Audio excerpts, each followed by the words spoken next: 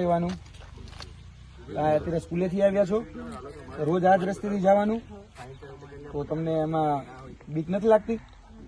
લાગે છે? તો પછી તમે ક્યારે વાત કરી તમારા પ્રતિનિધિને કે આ રોડ તો સરખો કરાવો? આ બ્રિજ છે, તમને ખબર છે આ બ્રિજ છે? કઈ નદી ઉપર આવેલો છે? પાનમ નદી ઉપર. આ પાનમ જળાશય ઉપર બ્રિજ છે. અને તમને બીક ન લાગે? રોજ આ રસ્તા ઉપરથી આવો તો બીક લાગે છે?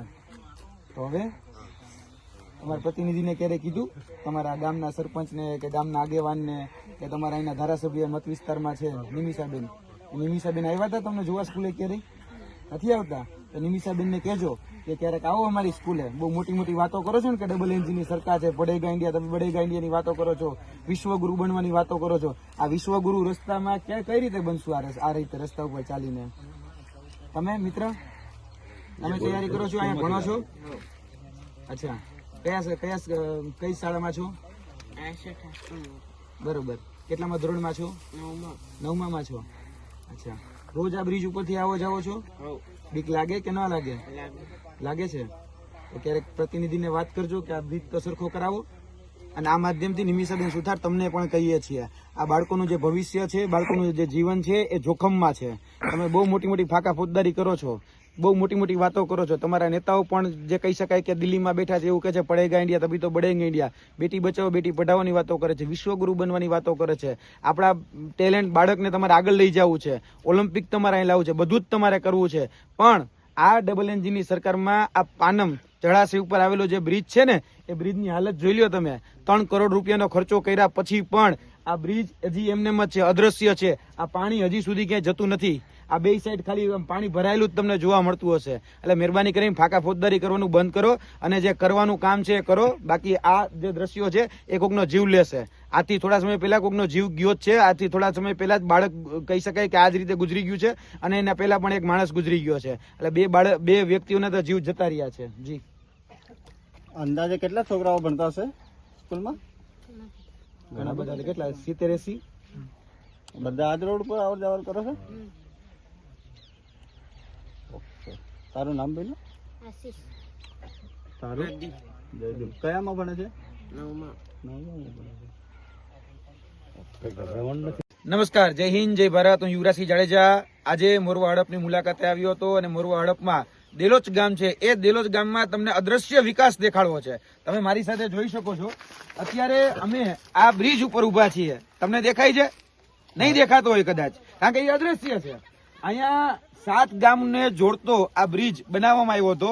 જયારે 2016માં આ બ્રિજ પાસ થયો હતો, આપણે જસવંતસિંહ ભાભોર હતા, એ જસવંતસિંહ ભાભોર જયારે ધારાસભ્ય હતા ત્યારે પાસ થયો હતો અને બહેનો એ હમણાં થોડાક સમય પહેલા જ બહેનો છે. પરંતુ આ જે નદી છે એ આનું જે કહી શકાય કે તળાવ છે એ તળાવમાં આખો બ્રિજ ડૂબી ગયો છે. એટલે આ ક્યાંક ને ક્યાંક ભ્રષ્ટાચાર દેખાડે છે, ક્યાંક ને ક્યાંક અણાવડત દેખાડે છે.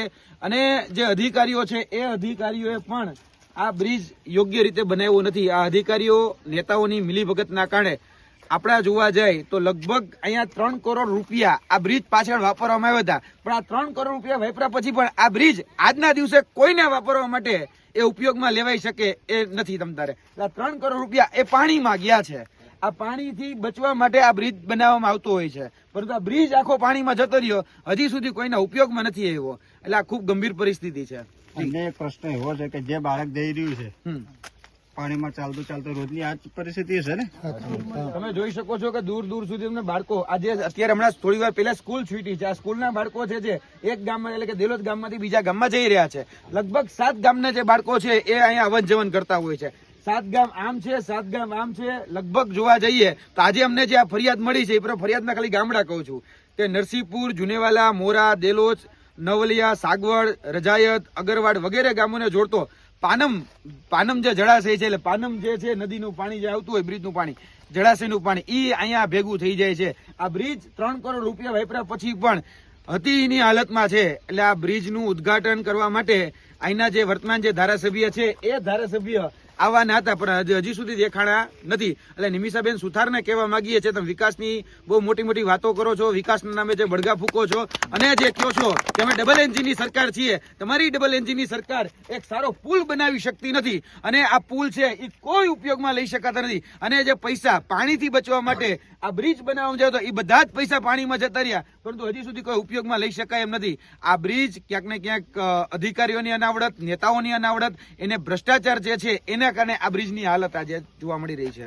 આ 7 ગામ જે છે અને ઉપરના 7 ગામ જોવાય તો મહીસાગર જે સુધી જવું હોય તો બધા જ લોકોને અત્યારે હાલાકીનો સામનો થઈ રહ્યો છે. જી, અંદાજે સ્કૂલ ખરી એ બાજુ કોઈ બધાને જવા માટે આ રસ્તો છે. યુવરાજભાઈ, આ બાબતે શું કહેશો? શિક્ષકો માટે આવર જવાનું બહુ મોટી તકલીફ લાગી રહી છે. તો ખાસ કરીને આપણે બહુ મોટી વાતો કરીએ છીએ, બેટી બચાવો બેટી પઢાઓની વાતો કરીએ છીએ, બઢેગા ઇન્ડિયા તભી તો બઢેગા ઇન્ડિયાની વાતો કરીએ છીએ, પરંતુ આજે આદિવાસી સમાજના જે વિસ્તારો જે છે એ વિસ્તારોમાં મોડવા હડપ ગામે જયારે ઉભો છું ત્યારે આ મોડવા હડપના જે કહી શકે કે બાળકોને ભણવું છે, ગણવું છે, આગળ વધવું છે, શિક્ષિત બનવું છે, પણ ભણે કઈ રીતે? એ જે રસ્તો છે એ રસ્તા ઉપરથી જઈને તો સ્કૂલે જવાનું હોય ત્યાં રસ્તાની આ બિસ્માર હાલત છે, આ જર્જરિત હાલત છે. કાલે આ બાળકો જે છે એ બાળકોને ભણવું છે, ભણી ગણીને આગળ વધવું છે, પણ ન કરે નારાયણ કદાચ અહીં કોઈ દુર્ઘટના થઈ તો દુર્ઘટના માટે જવાબદાર કોણ? એટલે આજના આ માધ્યમથી અમે સરકારને અને વર્તમાન જે અહીંના જે ધારાસભ્ય છે મોડવા હડપના એ નિમિષાબેન સુથારને પૂછવા માંગીએ છીએ, ન કરે નારાયણને કોઈ કદાચ આ જર્જરિત હાલતમાં કંઈક દુર્ઘટના ઘટી તો એના માટે જવાબદાર કોણ? આ પાનમ ડેમ ઉપર જે આ બ્રિજ છે એ બ્રિજનું ક્યાંક ને ક્યાંક જે કટકીના પૈસા તમારા સુધી બેન પહોંચ્યા હશે તો આનું ખરેખર સમારકામ કરવાની જવાબદારી તમારી હતી, તો તમે પણ ક્યાંક ને ક્યાંક ઢાંક પીછાડો કર્યો હશે તો જ આ હાલત થાય. બાકી અદ્રશ્ય છે, આ અદ્રશ્ય બીજ છે જેમાં કશું જ કઈ દેખાતું નથી, પાણી સિવાય કઈ દેખાતું નથી. એટલે આ બધા જ પૈસા તમારા પાણીમાં ગયા છે. આજે ગુજરાતના જે યુવાનો ભણી ગણીને આગળ વધવા માંગે છે એનું ભવિષ્ય પણ તમે પાણીમાં નાખી દીધું છે. આજે એક ગામથી બીજા ગામ ખેતી કરવા જવું હોય ને તો લગભગ 15 થી 17 કિલોમીટર ફરી અને ખેતી કરવા જવું પડે છે. આ ભાઈની જમીન અહીંયા જ છે, હવે આની પોતાની જમીનમાં જવું છે તો પોતાની જમીનમાં પણ 15-17 કિલોમીટર પાછળ ફરીને જવું પડે. તો આના માટે આ જે કહી શકાય કે જે ટ્રાવેલિંગ થાય છે એના માટે જવાબદાર કોણ? અને આ બ્રિજ તમારી જવાબદારી હતી કે યોગ્ય રીતે ગામના લોકોને સગવડ પૂરી મળે એટલા માટેની જવાબદારી હતી, તો એ સગવડનું ધ્યાન રાખવામાં આવ્યું નથી અને તમે વિકાસના નામે બળગા ફૂકો છો, ડબલ એન્જિનની વાત કરો છો, આજે વિશ્વગુરુ બનવાની વાત કરો છો, પરંતુ આજે પરિસ્થિતિ એ છે કે તમારા આ બ્રિજ એ અદ્રશ્ય થઈ ગયા છે. તમારા જે પૈસા જે ખરેખર આજે અમારા ટેક્સ પેયરના જે પૈસા અમે જે ટેક્સ ભરીએ છીએ એના પૈસામાંથી જે સારી સવલતો મળવી જોઈએ સારી સવલતો નથી મળતી, એના પાપે આજે ક્યાંક ને ક્યાંક આ ગ્રામજનો જે છે એ પીડા ભોગવી રહ્યા છે. અમરસિંહ કાકા, આ બ્રિજનું નિર્માણ ક્યારે કરવામાં આવ્યું? 2017માં. 2017માં. ત્યાર પછી શું પરિસ્થિતિ છે? બસ હમણાં જ આ ગયા વર્ષમાં પૂરો કર્યો છે, આ વર્ષે જ પૂરો કર્યો. અને મેં એવું સાંભળ્યું હતું કે આ બ્રિજ ઉપર કોઈ દુર્ઘટના ઘટી હતી. હા, ઘટી ને. હમણાં જ 2-3 મહિના પહેલા જ એક માણસ અહીંથી ઉપરથી નીચે પડ્યું. અહીંયા એક નાની બાળકીનું પણ કહી શકાય થોડા સમય પહેલા જ એ મૃત્યુ થયું હતું આ જ બ્રિજને કારણે. આ બ્રિજની આજે જર્જરિત હાલત છે અને બ્રિજ જે અદ્રશ્ય તમને દેખાઈ નથી રહ્યો એ બ્રિજમાં જ ક્યાંક ને ક્યાંક એક બાળકીનું પણ મૃત્યુ થયું હતું અને એક ભાઈનું પણ મૃત્યુ થયું હતું. તો એના માટે જવાબદાર એ વર્તમાન ધારાસભ્ય છે, એ નિમિષાબેન સુથાર જવાબદાર છે. એના પરિવારોને ખરેખર જવાબ આપવો જોઈએ, કેમ કે નિમિષાબેન સુથાર તમે આમાંથી જે કઈ કહી શકાય ગ્રાન્ટ પાસ કરાવી હશે અથવા તો ગ્રાન્ટના પૈસા જે તમારા સુધી પહોંચ્યા હશે તો આજે એ પૈસાના ક્યાંક ને ક્યાંક અહીંયા જે ખરેખર યોગ્ય રીતે કામકાજ થવું જોઈએ એ નથી થયું અને ક્યાંક ને ક્યાંક કટકીનો હિસ્સો આ કોન્ટ્રાક્ટરો ખાઈ ગયા હશે, ક્યાંક ને ક્યાંક તમારા સુધી પહોંચ્યો હશે. એના પાપે આજે અમારે એક પરિવારે એક દીકરી ગુમાવવાનો વારો છે, એક ઘરના મોભી એ પણ ગુમાવવાનો વારો આવ્યો છે. છેલ્લા 6 મહિનામાં 2 મૃત્યુ તો થઈ ચુક્યા છે, હવે શેની રાહ જોવો છો? 3જું મૃત્યુ થાય એની. એટલે અમે કહીએ છીએ કે જાગી જાવ અને આ બ્રિજ જે છે એ બ્રિજની હાલત યોગ્ય રીતે કરો.